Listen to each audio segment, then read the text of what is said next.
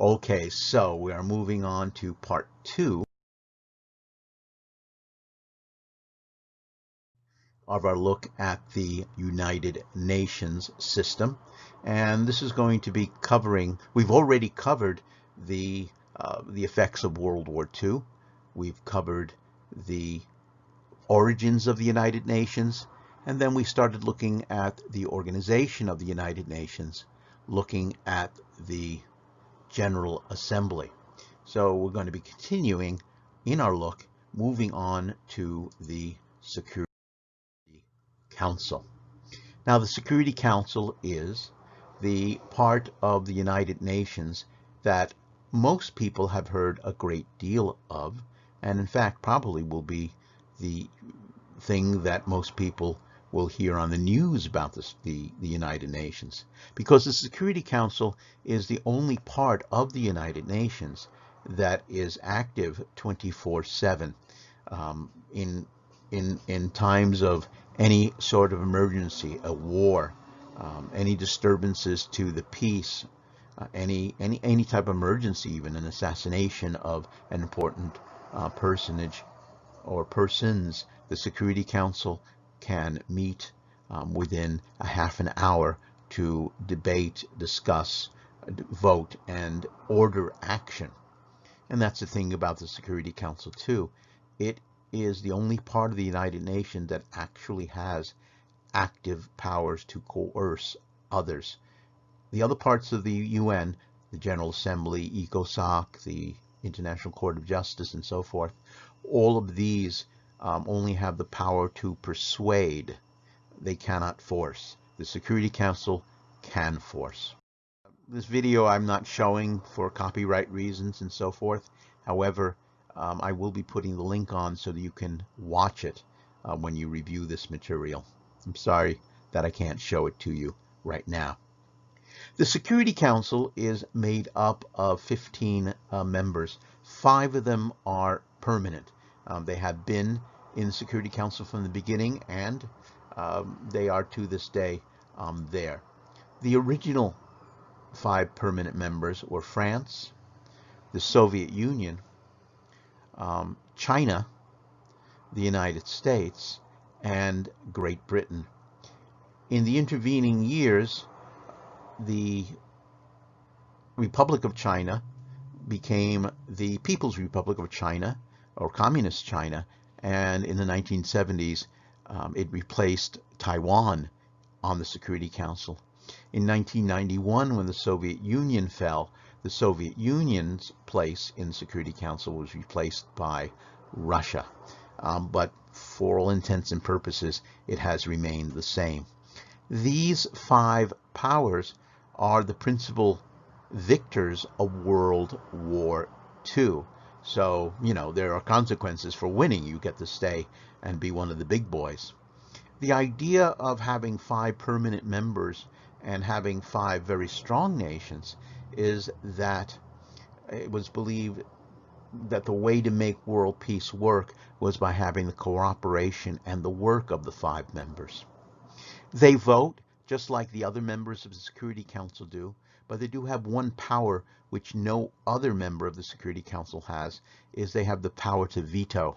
That is to say, any of these 5 nations can, if a resolution is brought before them, a resolution is something that they wish to agree on and then publicly state. If every nation agrees on a resolution, but all you need is one of the 5 permanent members to veto it, and the whole thing is defeated. So if, for example, every nation in the Security Council wants to, let's say, put sanctions on China for what it is doing in Tibet, all China has to do is veto it, and the whole thing goes down in flames. A veto is an extremely powerful tool. There are 10 non-permanent members, and these nations are elected every 2 years. You usually have about 2 nations for every major continent. Recently, you had and this does change, so don't write this down as gospel truth because it has changed. But when I put this video up about 2 years ago, the non-permanent members were Belgium, Cote d'Ivoire or the Ivory Coast, Equatorial Guinea, Germany, Indonesia, the Dominican Republic, you had Peru, you had Poland, you had South Africa, and you had the nation of Kuwait as part of it. They do not have a veto, but they do have an equal vote when it comes to what are called substantive votes and so forth. Again, if the term doesn't mean anything to you, that's all right, because you'll be learning it really, really well in the future. So what is the responsibility of the Security Council? How far can it go? What can it do? The Security Council, to begin with, has the power to call on economic sanctions against a nation.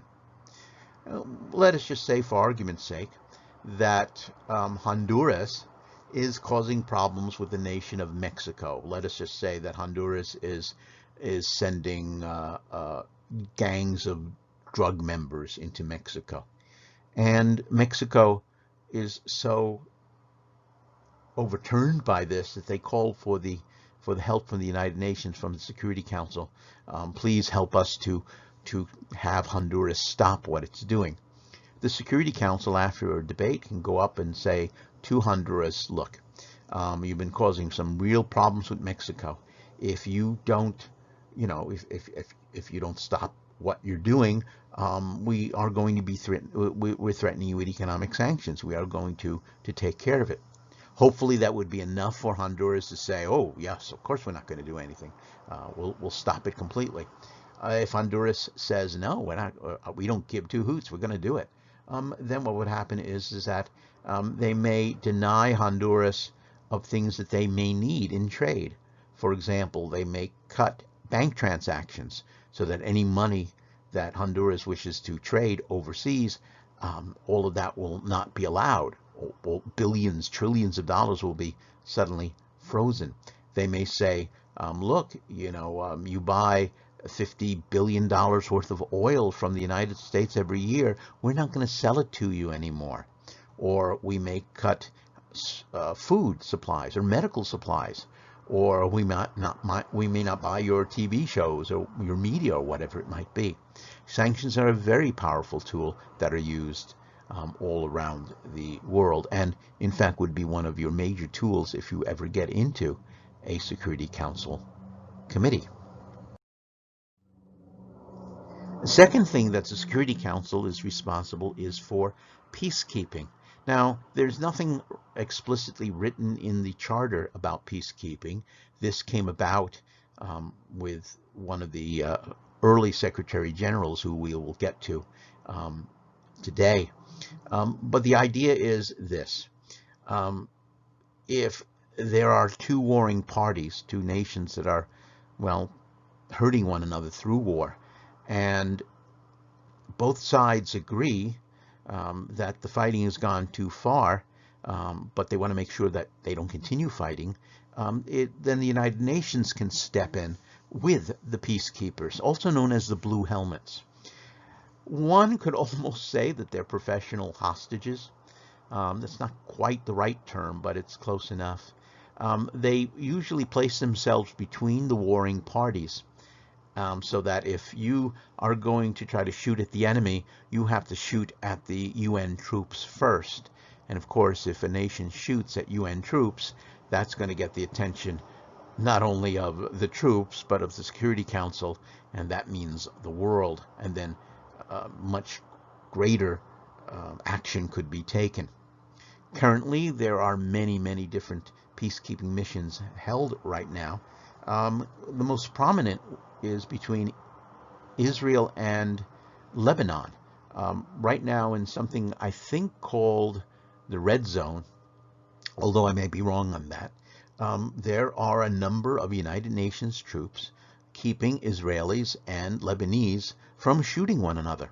Once in a while, one side does go in and try to shoot the other, but the United Nations peacekeepers are there. Now, peacekeepers are not allowed to actually take offensive action. They can't see, let's say, a bunch of Lebanese soldiers and start shooting at them just because they can.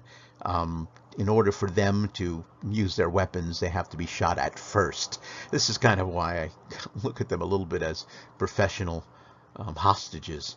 But again, they're all over the world right now, in Congo, in South Asia, and in the Middle East. Finally, if things really get dicey, the United Nations have the power to intervene militarily. That is to say, the United Nations can form an army made up of troops from all sorts of different countries and use military force to stop any sort of aggression. For the times that military intervention has been used by the United Nations, it was usually headed by the United States.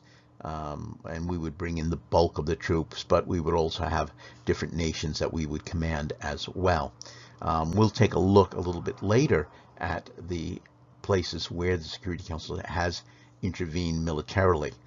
We've had many successes and some failures. And let's take a look at some of them. So the Security Council in 1946 intervened to help bring independence to Indonesia. It was fighting a civil war between capitalists and communists, and it was pretty brutal, so the UN helped to broker the independence for that nation. It was the Security Council that helped to create the State of Israel in 1948. This will be interesting to you if you do the Middle East, peace in the Middle East.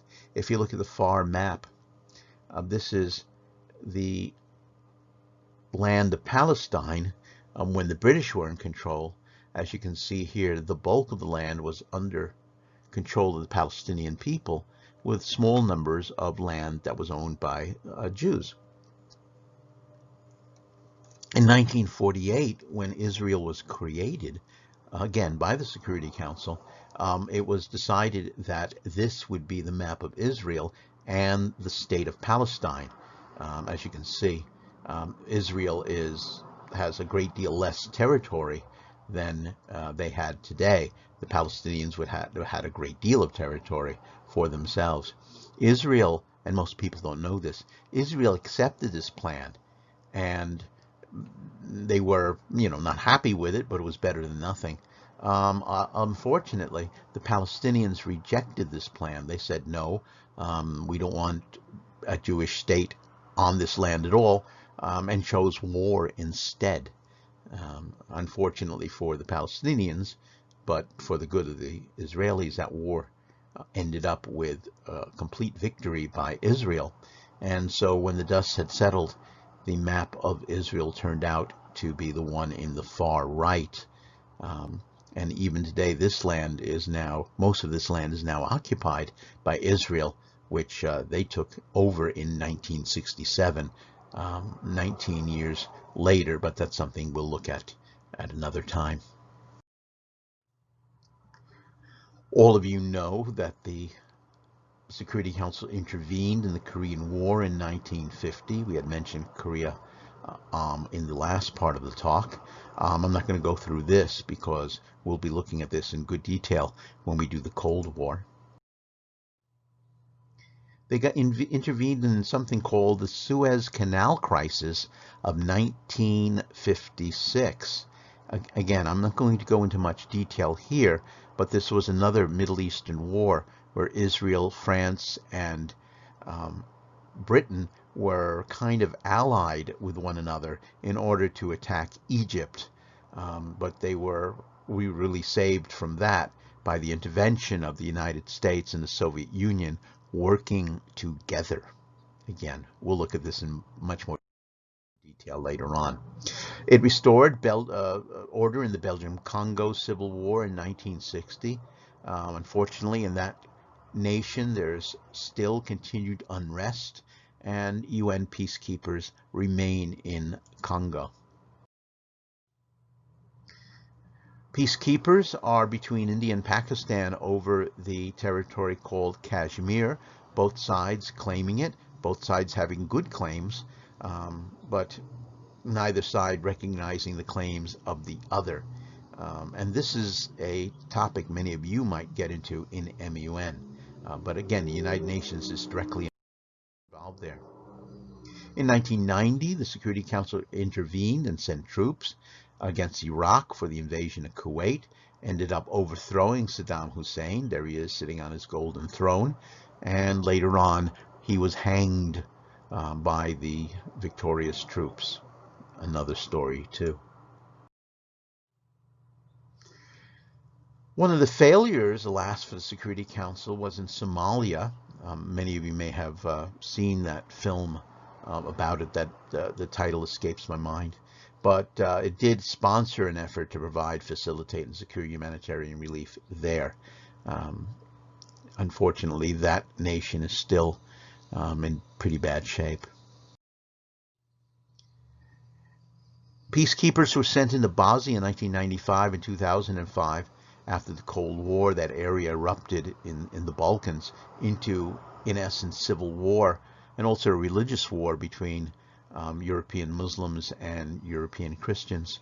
The United States intervened heavily. No one ever thanks the United States for that, but we did a good thing there. And the United Nations was helpful.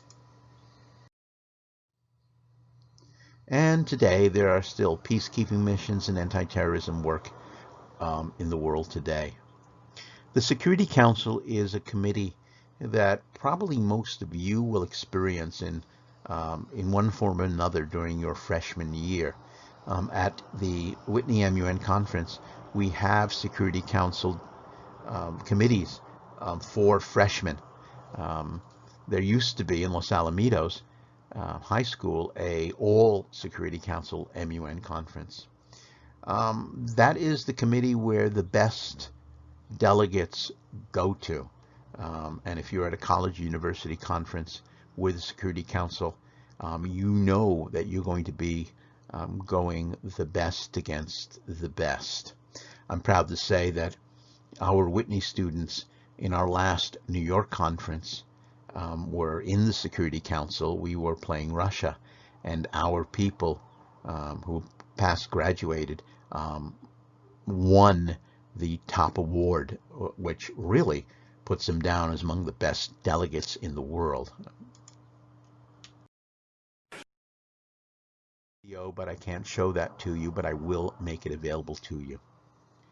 The third of the major parts of the United Nations is the International Court of Justice. And the logo that you see in front of you looks pretty old-timey. It doesn't look very modern at all. It's because the International Court of Justice is the oldest part of the United Nations. It was actually set up way back around 1920, 100 years ago, as part of the League of Nations.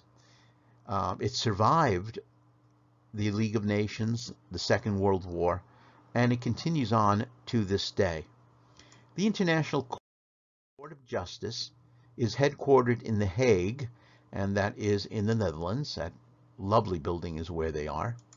And jurists are chosen from the courts of the nations of the world.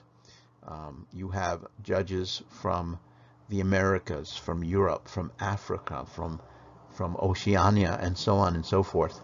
They serve for a number of years, and their job is to listen to the cases of countries against countries suing one another for grievances against one another. This is another way of saying that instead of going to war over, let's say, questions of territory or questions of fishing rights, they just go to the International Court of Justice. The court listens to their case and makes a decision which they are expected to accept.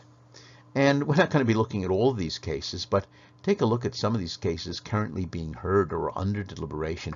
Ukraine right now has a case against the Russian Federation over Russia's financing or the accused financing of terrorists and so forth for the recent invasion, that, well, 5 years ago.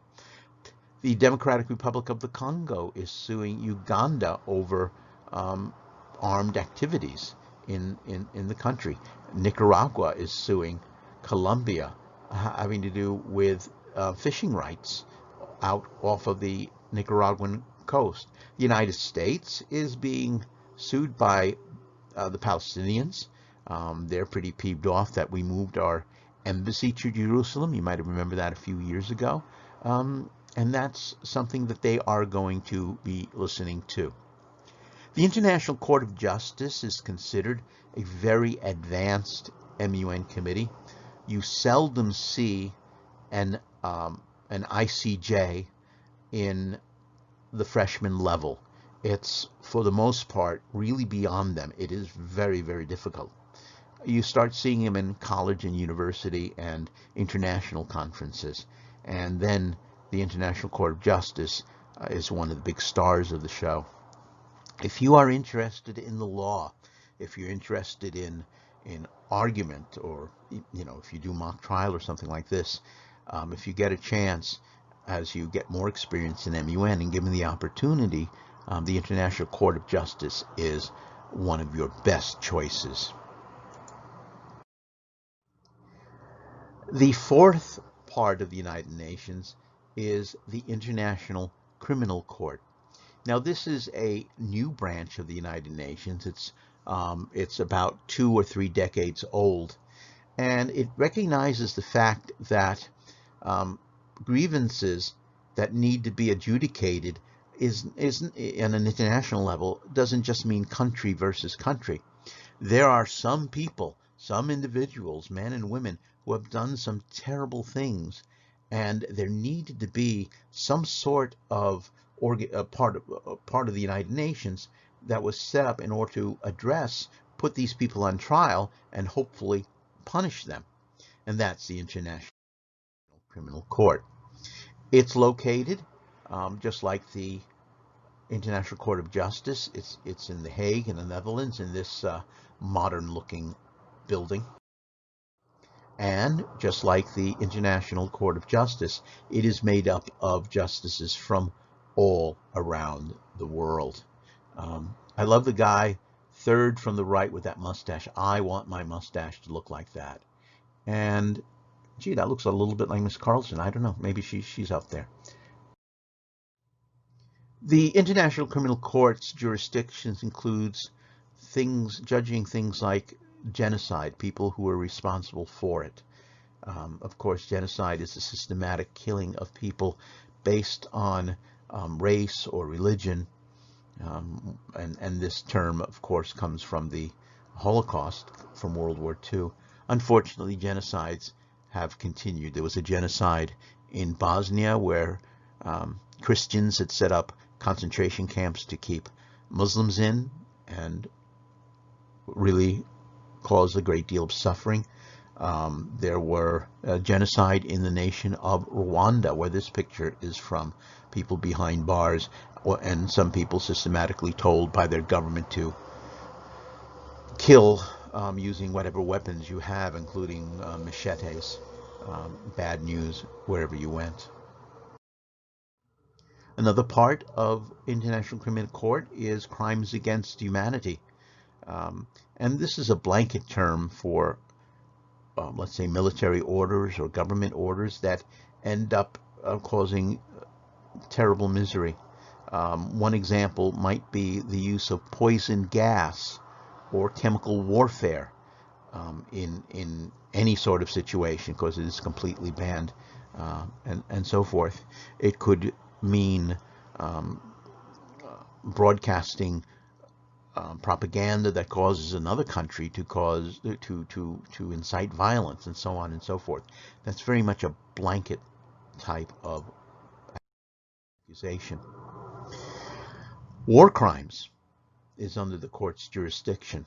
You might remember last week we did something briefly on the Geneva Conventions, the rules of war. And nations that break the rules of war can be accused of war crimes. So if it is found out that a group of people, let's say, surrendered, threw down their weapons, raised up their hands, and they were still put up against the wall and shot, that constitutes a war crime. Flying airplanes with misleading symbols on them instead of the symbols of your country, which might result in the deaths of hundreds, those are war crimes. There are many people who say the United States should be brought up on war crime charges for what we did at Hiroshima and Nagasaki. Others say the Japanese should be indicted for war crimes for what they did in Shanghai in the 1930s. There's no statute of limitations on war crime. And lastly, the court's jurisdiction is on crimes of aggression. That is to say, it is possible to put people up on the dock for starting a war. In fact, crimes of aggression is what helped bring about the International Criminal Court in the first place. The photograph that you're looking at right now is from the Nuremberg trials that took place in Germany right after World War II. The Allied nations rounded up the still living leaders of Germany and put them up on trial. They had to defend themselves over the crimes of aggression of starting World War II. This was the very first time that the leaders of a nation that made war had been held accountable for their actions. In the old days, before World War II, if a leader started a war, let's give an example, Napoleon, really not too much happened to him. He might be punished by losing his position, but they're not going to execute him. They're not going to hold him accountable with a trial. World War II changed that because of the number of people being killed. The Nazis that you are looking at, by the way, surrounded by military from all the Allied nations, most of them were found guilty and either hanged or given a life sentence. A few of them managed to commit suicide before they could be hanged. One or two of them actually got free. One went to jail for 20 years. Got out, came to the United States, became an American citizen, started going on talk shows, telling everybody, gee, I was really a bad person, but I'm a good person now, and everyone loved the good Nazi. I'm not going to get into that one. There are many investigations going on with the International Criminal Court now. Again, I'm not going to go through this. If you want to read this, you can stop the video once it's online and read them yourselves. But Kenya has something going on, Libya, Georgia, in the former Soviet Union. It is interesting to note that the United States is not part of the International Criminal Court. One would think that they would be. Our reasoning for not joining the International Court is that we have so many troops around the world, and we are responsible for many different things, good and unfortunately not so good, that no American would be safe from being accused of crimes by the International Criminal Court. We didn't want American troops who went to Afghanistan or to Iraq to be hassled by trials or accusations and so forth. So we opted out. We don't play that game. It is interesting. There are many organizations around the world who have charged people like former President Bush with international crimes and promise if they could get their hands on former President Bush that they would send him to the International Criminal Court for crimes against humanity. So this is one reason why President Bush doesn't leave the country much, because there's some countries where he could actually be arrested. That wouldn't look good at all. I think we're up to number 6. The fifth or sixth part of the United Nations is the Economic and Social Council. This is also known as ECOSOC. Now, you guys in MUN will probably be in one or two ECOSOC committees that come in next, but I'm not going to be showing that. And there are many, many different parts of the Economic and Social Council. A very popular committee is the Commission on the Status of Women, and obviously it's dedicated exclusively to things like gender equality, advancement of women, and I think every nation is a member of the status of women. Now, for Whitney High School delegates, I have to tell you, I only allow women, girls, to be in the Commission for the Status of Women because it is dealing with women's issues and so forth. And when you go and see the delegates from different schools, most schools also bring in women. Boys who are in the Commission for Status of Women are not very happy because they are surrounded by strong women who are passionate about the topic, and they feel like interlopers. We always had another problem with boys in the status of women is if they were intimidated, they wanted to go in purpose in order to pick up on girls. You know, ooh, there's so many girls in this committee, I'm gonna get a phone number or something. And once I heard that our boys were doing that, I said, no more boys in status of women. You deserve to get the numbers of any of these fine ladies. The Commission on Sustainable Development is also a major part of ECOSOC, and this is this is to make sure that policies that were set up to deal with things like global warming and to help economies of nations are still continuing on. Sustainable Development is a very popular committee as well. A relatively new committee within ECOSOC is the Commission for Social Development, and this is to ensure follow-up of of what was called the Earth Summit, which took place in the 1990s, and this really has to do with the development of different countries' economies and so forth. When you are in MUN, you're going to be hearing a great deal about sustainable development goals, even if you're in a different committee. A more obscure committee within the United Nations is that on forests, and obviously you must figure out what that means just to make sure that forests and so forth are kept going. Many of the ECOSOC committees are really good for students who want to go into the sciences because they deal with so many environmental issues and issues of sustainability and so forth, which is right up there for folks who enjoy that sort of thing. How about this one? Population and development. You may have noticed that the world has a lot of people in it. China, 1.2 billion people. India has hit just beyond a billion. How can we keep this population going? How do we feed them? How do we clothe them? How do we keep them from getting diseases and so forth? I mean, you know, look at the situation we're in now. This is something that is explored in this committee. The Commission on Narcotic Drugs and Crime is a very popular committee. And that, of course, deals with the manufacture, transportation, the smuggling, the use of drugs around the world. The UNODC has an ancestor in a committee from the League of Nations which wanted to stop the opium trade. But this one goes beyond opium. It goes to heroin and cocaine and all the other drugs that are out there, including illegal prescription drugs. So if law enforcement is something that is of interest to you, definitely try to get into a UNODC committee. There is a committee on crime prevention and criminal justice. That's pretty obvious. I mean, you know, how to deal with criminals around the world, to have consistent laws and maybe consistent punishments, and so forth.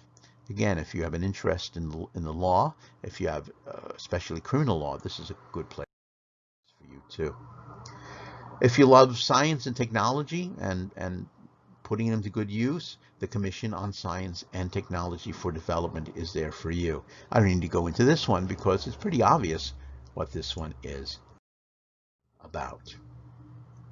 The next major part of the United Nations is officially part of the UN, but it is no longer active, and that's the Trusteeship Council. At one time, Trusteeship Council was a very, very active part of the United Nations, but things have changed. Take a look at the map. At the founding of the United Nations, this was the world and its colonies. You can see in red the colonies of the world. Africa dominated by nations that were under the control of others. Nations in Asia, including India, Indonesia, what is now Indonesia, Indochina, and so forth, dominated by the British, by the French, and so forth. If you take a look here, the United States was a colonial power with Alaska, and of course you can see in red all the nations in the Caribbean. Most of these nations wanted to be free, wanted independence, but they needed a helping hand, and that was the job of the Trusteeship Council. By 1994, the map of the world looked like this. Most of the nations that wanted independence had achieved their independence. And with the exception of that part of Africa, which soon became free, every other nation that was under colonial control wanted to remain under colonial control.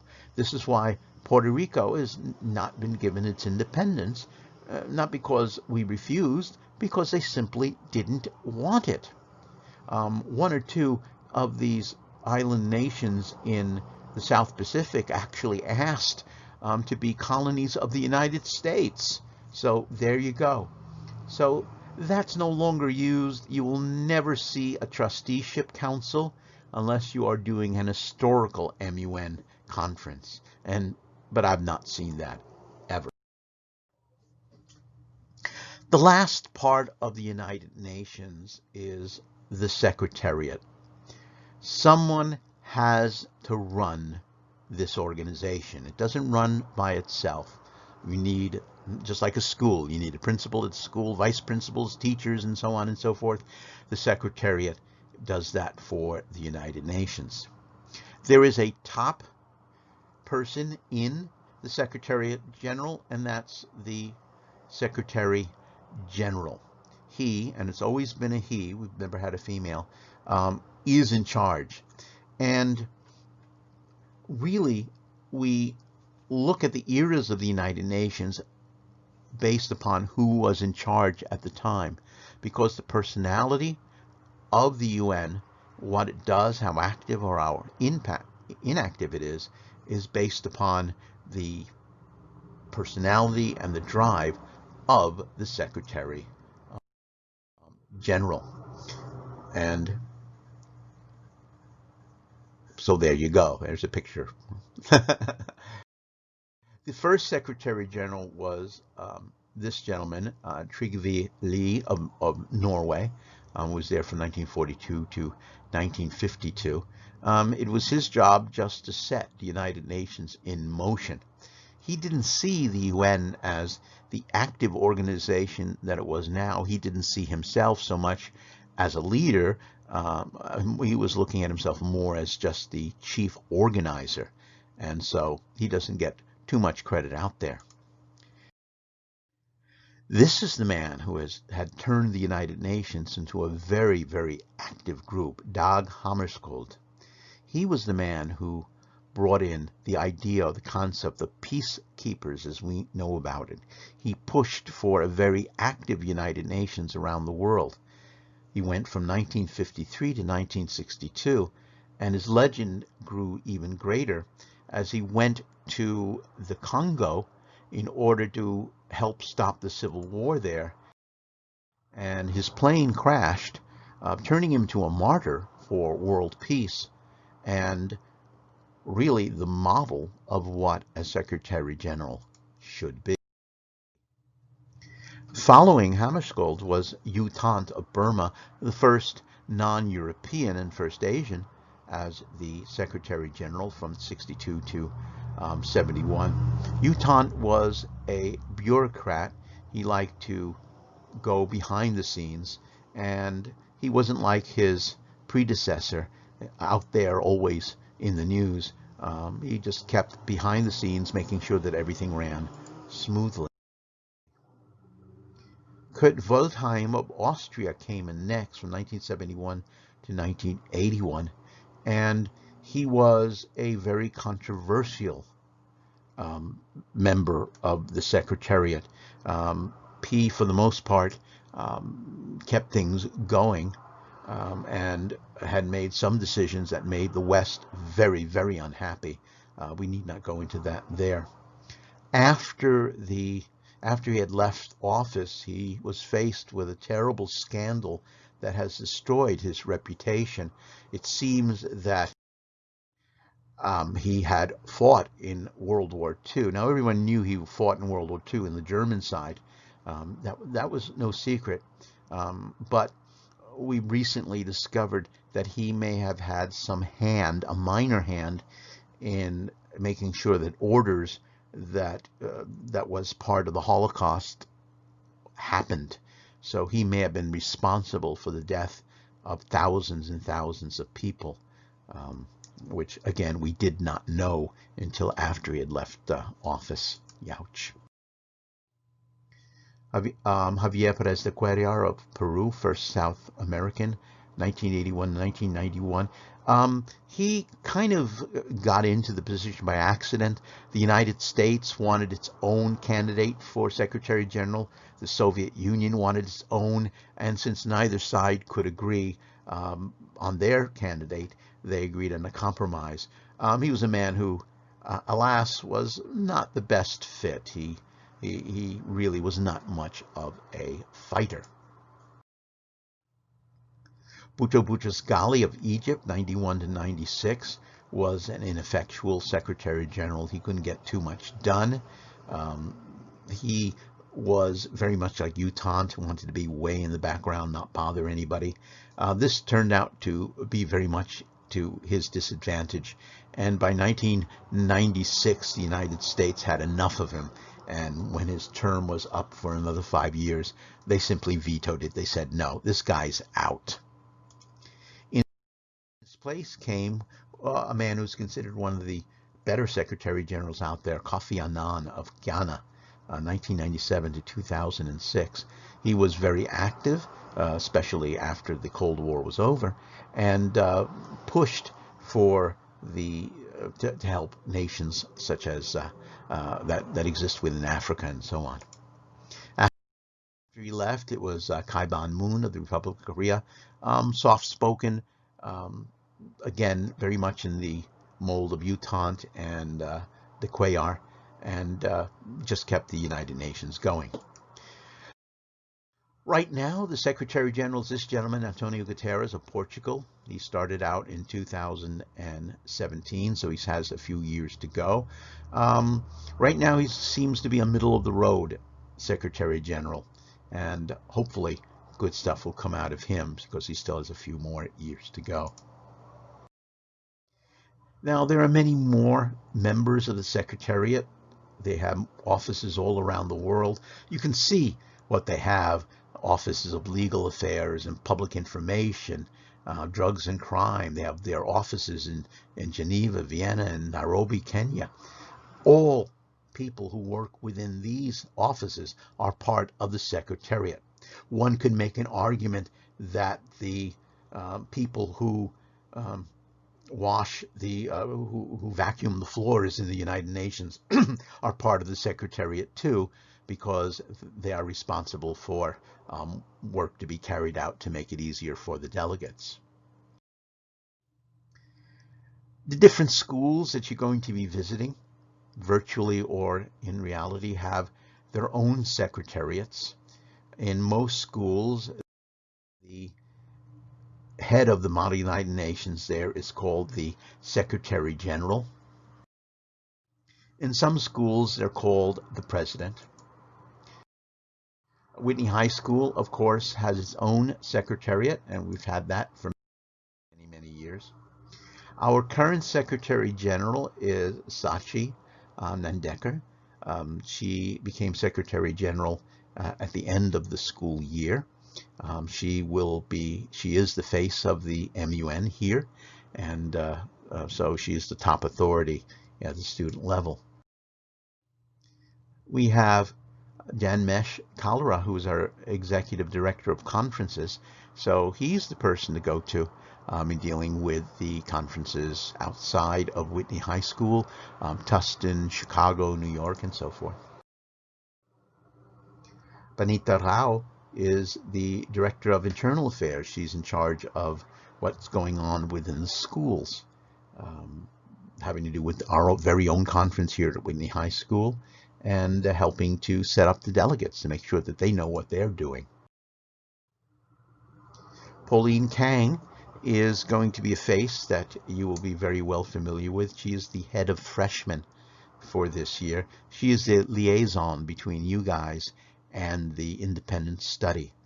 So she will be the one organizing, setting up your study sessions, your practices for conferences, and so on and so forth. We have Sharon. His last name is very, very long, beginning with an N, so we always call him ND. He's the head of the middle school committee, and so is Amsal Ali. Last year, middle school didn't do too much, unfortunately, and we're hoping that these two will make it work. If not, we'll see if we can find someone else, I guess. Prince Asaji is the head of our delegate affairs officer, and he's the head of he's the head DAO. DAO is responsible for helping, teaching, supporting research in MUN.